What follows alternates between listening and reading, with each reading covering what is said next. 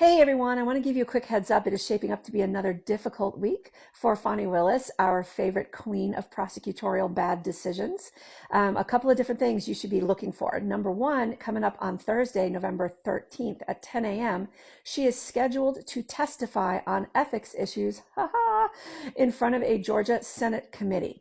So right now, I pulled the agenda and it's listed from yesterday. She's not listed as a witness on there. But I haven't seen any news articles that say that she has changed her mind again about testifying. We know that she fought tooth and nail to try to avoid a subpoena to have to do this, but eventually had come to some type of an agreement.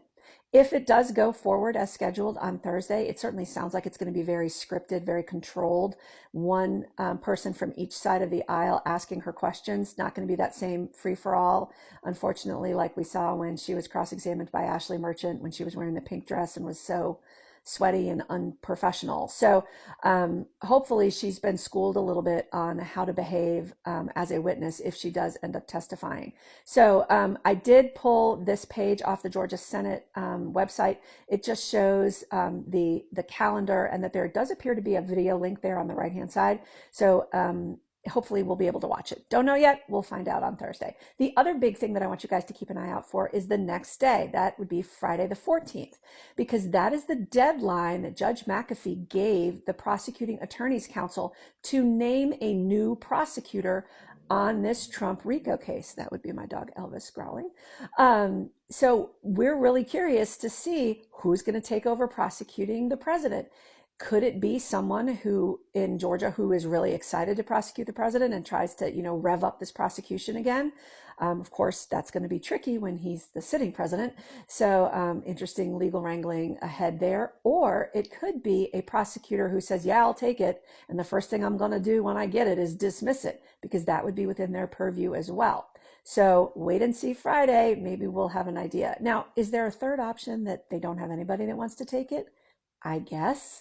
I'm not sure what happens under those circumstances. But anyway, if it did indeed get dismissed, if the prosecutor who takes over just says, I'm not dealing with this, I'm dismissing it, a lot of people have asked me, well, what happens to the people that already pled guilty? Well, unfortunately, the answer to that question is nothing. When you plead guilty, when you've got a boatload of co-defendants and you plead guilty, you are taking yourself out of the prosecution, you are declaring your guilt, and you are beginning to serve your sentence. So even if all the other co-defendants, their cases later get dismissed, you don't get a do-over there. You are officially serving your sentence. So I think there were 4 of the co-defendants in the RICO case that chose to plead guilty. I believe they all got probation sentences. One of them did a year ago try to overturn his plea, and it didn't work.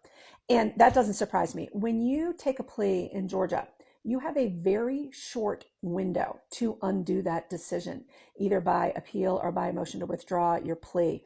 We're talking usually months, and we are now well past a year into 2 years since most of these pleas went down. So that would not be an option for them.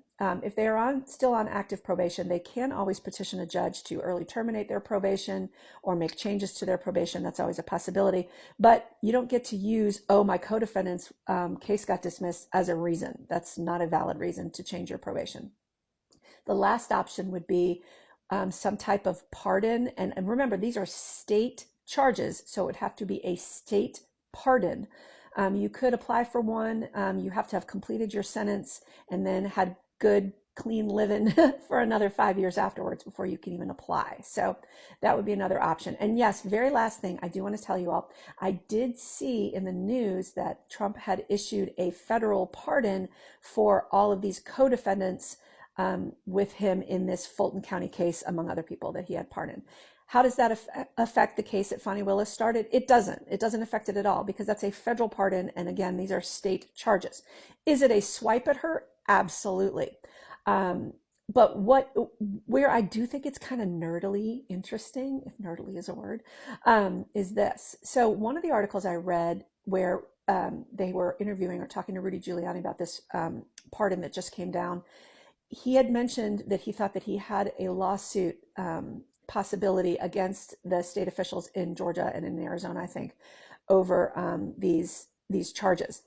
He has his own set of problems. I'm not going to get into those. I'm not sure he's right, but it is at least an interesting legal question. If all of this in Fulton County falls apart entirely, so prosecutor dismisses the rest of it, there is now a federal shield against any federal prosecution because of this pardon, would Fani Willis be civilly liable under Section 1983 claims for what she's done to Trump and these co-defendants here if she had any kind of misbehavior?